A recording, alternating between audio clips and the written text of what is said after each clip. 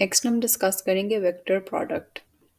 पहले हम देखते हैं right handed system of vectors. अगर हमारे पास तीन नॉन कोप्लेनर वेक्टर्स हैं ए बी एंड सी और हम एक राइट हैंड स्क्यू को रिवॉल्व करें फ्रॉम ए टू बी, तो इफ इट एडवांसेस टुवर्ड्स सी तो हम कहेंगे these three vectors form a right handed system of vectors. और जो इनके यूनिट वेक्टर्स होंगे आई जे के, ये भी फॉर्म करेंगे right handed system of vectors.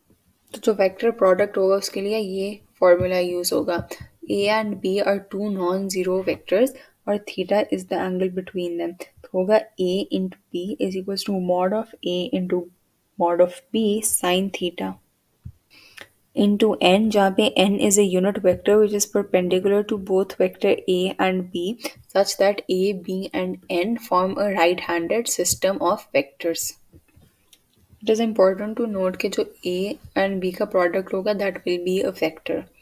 Next, this is the identity कि a into b का mod is equals to a vector का mod into b vector का mod into sin theta.